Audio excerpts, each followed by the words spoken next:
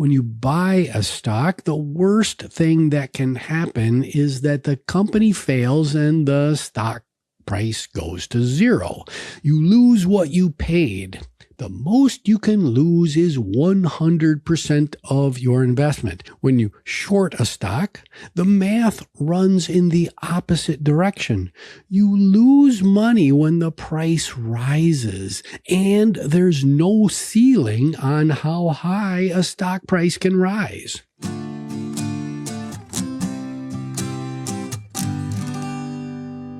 Hi, I'm Andy Temte, and welcome to Money Lessons. Join me every Saturday morning for bite-sized lessons that are designed to improve financial literacy around the world. Today is June the 6th, 2026. Last week, we covered the quarterly rhythm that shapes life as a public company, the filings, the earnings calls, the way management's job changes once a company is owned by public shareholders. All of that assumes you own the stock and you want the price to go up. Today, we look at the opposite trade, selling shares you don't own in the hope that the price falls. The practice is called short selling, and it's one of the most misunderstood mechanics in the stock market. Now, short selling is older than most listeners would guess. Back in our October 18th, 2025 episode, we met the Dutch East India Company, or the VOC, the company whose transferable shares created the world's first true stock market. One of its co-founders was a merchant named Isaac Le Maire. In 1605, Le Maire was forced off the VOC board amid accusations of misusing company funds. He spent the next several years looking for ways to get even. In 1609, Le Maire organized a secret syndicate of merchants whose sole purpose was to drive down VOC's share price. They did this by selling shares they didn't own, agreeing to deliver shares at a future date at a price that was set today, and planning to buy the shares back more cheaply before delivery. This was the first documented short-selling operation in financial history. VOC's directors lobbied the Dutch authorities for help, and on February 27, 1610, the Dutch government issued an edict targeting the practice, the first stock market regulation in financial history.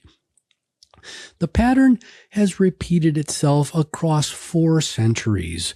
Short selling appears, prices fall, authorities ban it, and the ban eventually lifts, and the practice returns. That repetition tells us something. Short selling makes people uncomfortable. Powerful people especially, because it's a bet against a company at a moment when everyone else is rooting for it to succeed. Now, let's walk through the mechanics with a concrete example. Suppose that you believe the shares of a company called Widget Corporation are overvalued at their current price of $50 per share. You think the price is going to fall. Here's how you'd profit from that view through short selling. First, your broker borrows 100 shares of Widget Corporation from another investor who owns them, often a large institution that's willing to lend those shares for a fee. Second, you sell those borrowed shares immediately at the current market price of $50, which puts $5,000 into your account. Third, you wait. If the price falls to $40 as you predicted, you buy 100 shares back at the new lower price for $4,000. And finally, you return those 100 shares to the lender, closing out the loan, and you keep the difference, $1,000, as your profit. Remember, you weren't borrowing money, you were borrowing shares. 2 costs reduce that $1,000 profit. The broker charges what's called a borrow fee, which is financial lingo, for the privilege of borrowing the shares, paid for as long as the loan is open. And if the company pays a dividend while you have the borrow open, you owe that dividend to the lender because the lender is the one who would have received it otherwise. There's also a timing risk that has no parallel when you buy a stock outright. The investor who lent you the shares can demand them back at any time. If your broker can't find another lender to replace the borrow, you'll be forced to buy shares in the market and return them immediately, whether the price is favorable or not. The trade is on someone else's clock as much as your own. Now, here's the part that every short seller must understand before placing this kind of trade. When you buy a stock, the worst thing that can happen is that the company fails and the stock price goes to zero. You lose what you paid. Painful, but bounded. The most you can lose is 100% of your investment. And oh, by the way, if anybody ever tells you that you can lose more than 100% of something, that's just bad math. You can only lose 100% of something. Anyway, when you short a stock, the math runs in the opposite direction. You lose money when the price rises, and there's no ceiling on how high a stock price can rise. Let's go back to our Widget Corporation example.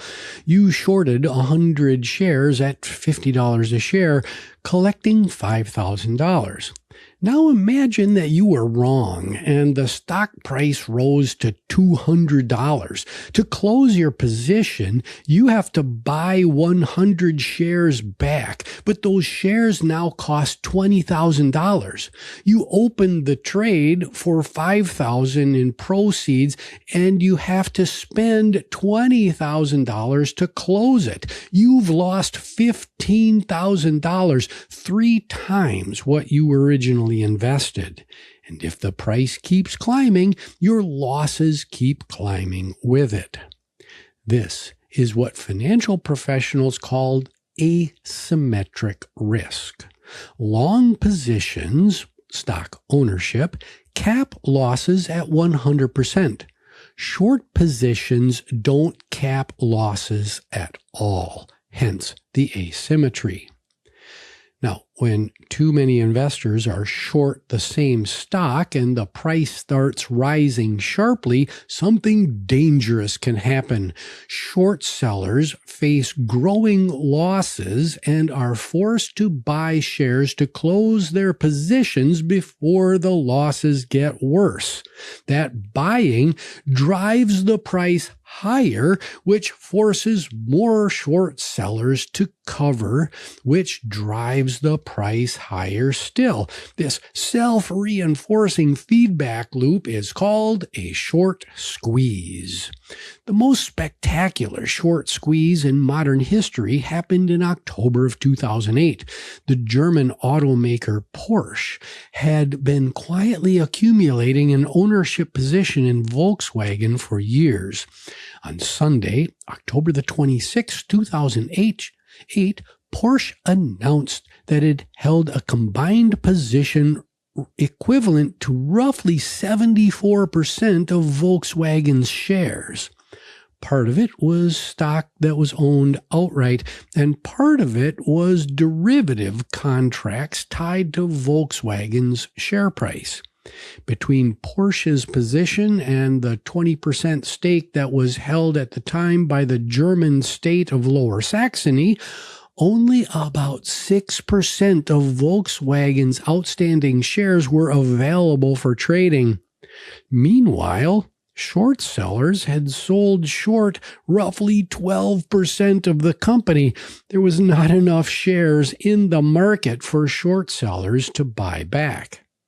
The result was extraordinary. Volkswagen's share price moved from around €200 on Friday, October 24th, to over €1,000 on Tuesday, October 28th.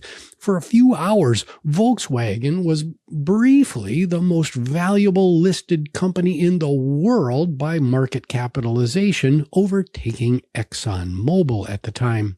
Hedge funds that had been short Volkswagen lost an estimated $30 billion collectively, much of it in a matter of days. Now, what does all this mean for you? Almost no retail investor should short stocks, and the asymmetric risk is the central reason. When you believe a stock is undervalued and you buy it, you can hold the position for as long as you want. There are no daily costs draining your return, no one can force you to sell, and the most you can lose is what you paid. When you short a stock, you believe it's overvalued. None of the above is true.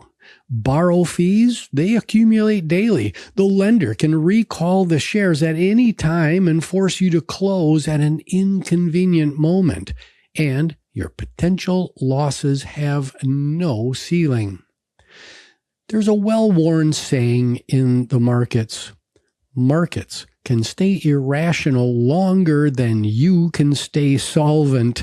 The short sellers who bet against Volkswagen in October of 2008 were probably right about the fundamentals of the business, but they lost anyway. Being right about the destination doesn't help if the trip bankrupts you along the way. If you ever find yourself convinced a particular stock is going to fall, the cleanest response for most investors is the simplest one. Don't own it.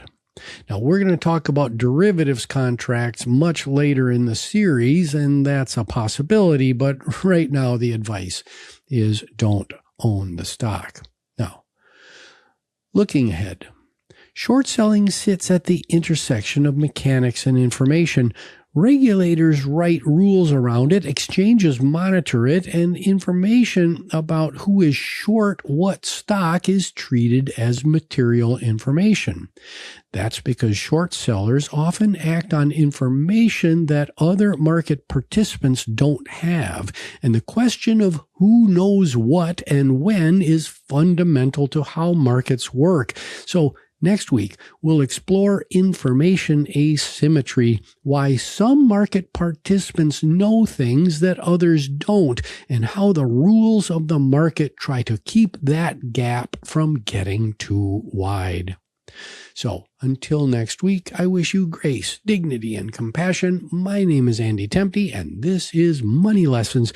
You can find the show on all the major streaming services as well as out on YouTube. Please like, subscribe, rate, and most importantly, share this public educational good with your friends, your family, your colleagues, and maybe a neighbor.